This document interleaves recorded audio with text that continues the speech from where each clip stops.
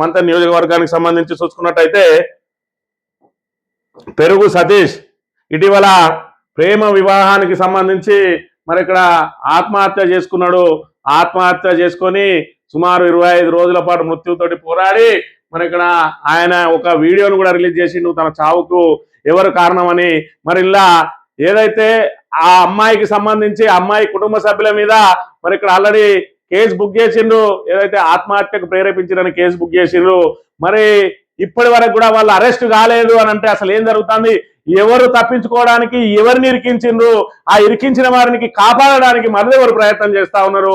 మొత్తంగా ఈ చనిపోయిన పెరుగు సతీష్ కుటుంబానికి పోలీసులు ఏం మాట ఇచ్చిండ్రు? తమ ఏసీపీ మీద ఉన్నటువంటి కేసును ఆయన మీద మేము ఇక్కడ దరఖాస్తు ఇస్తామంటే బుజ్జగించి ఉదయం ఎప్పుడో 7 గంటలకు 6 గంటలకు శవం వస్తే 11 గంటల వరకు కూడా వాళ్ళను బుజ్జగించి ఏసీపీ పేరు లేకుండా మేము తక్షణమే అరెస్ట్ చేస్తామని చెప్పి వాళ్ళను నమ్మించి ఇవాళ వాళ్ళతోటి ఆ దరఖాస్తు తీసుకొని ఏసీపీ పేరును అందులోంచి మాయం చేసి దరఖాస్తు చేసుకొని ఈరోజు అతను చనిపోయి 11వ రోజు ఇప్పటి వరకు అరెస్టు ఎందుకు చేయలేదు అంటే పోలీసులు తప్పించుకోవడానికి.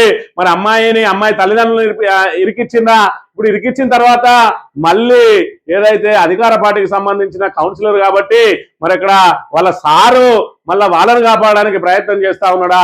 అసలు ఇలా అసలైన దోషులు ఎవరు? మరి వాళ్ళని కాపాడుతున్నది ఎవరో?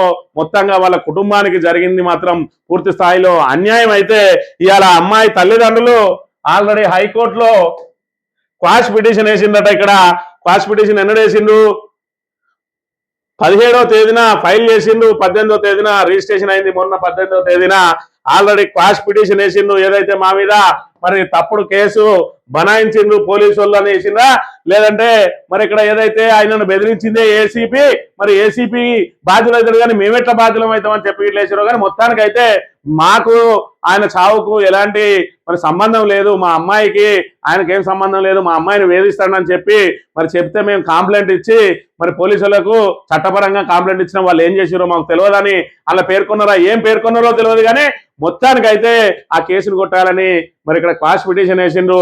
ఇవాళ పోలీసు వాళ్ళు కూడా వాళ్ళకు అనుకూలంగా రిపోర్ట్ చేయక తప్పని పరిస్థితి. ఎందుకంటే అధికార పార్టీ కనుసన్నలలో నడిచేటువంటి పోలీసులు ఇవాళ మరి వాళ్ళని తప్పించుకోవడం కోసం అధికార పార్టీకి సంబంధించిన ఆ కౌన్సిలర్ కుటుంబాన్ని మొత్తాన్ని మరి ఆ కేసులో పెట్టిండ్రు. మరి ఆ కేసులో పెట్టిండ్రు కాబట్టి మరి ఇక్కడ అప్పటి మందం ఆ అబ్బాయి తల్లిదండ్రులను కుటుంబ సభ్యులను మరి ఇక్కడ వాళ్ళను మభ్యపెట్టి ఈ కేసు అయితే పెట్టిండ్రు.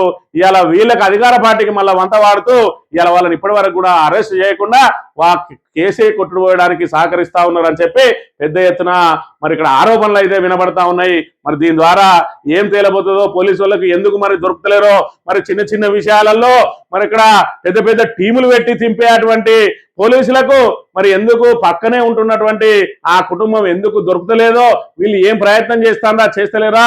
మరి ఖచ్చితంగా వీళ్ళు క్వాష్ పిటిషన్ కు అనుకూలంగా వీళ్ళు నివేదిక ఇచ్చే ప్రయత్నంలో ఉన్నారా?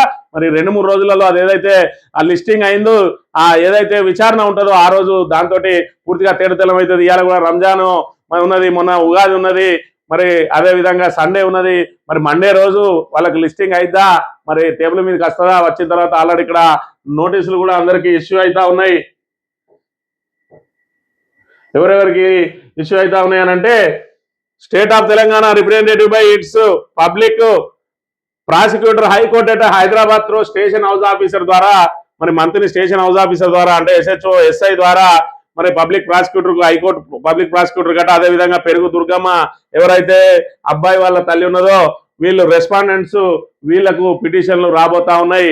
మరి ఇక్కడ పెరుగు దుర్గమ్మ సెపరేట్ ఏదైతే వకీల్ని పెట్టుకొని కొట్లాడుతుందా, ఆమె అక్కడికి పోనట్టయితే మరో రెస్పాండెంట్ గా ఉన్నటువంటి ఈ SHO మరి పబ్లిక్ ప్రాసిక్యూటర్ ఇదే నిందితులకు అనుకూలంగా నోటీస్ ఇచ్చి వాళ్ళని కేసు నుంచి బయటపడేస్తారా? మరి 2 రోజులలో తేటతెల్లం అయ్యే అవకాశం అయితే ఉన్నది.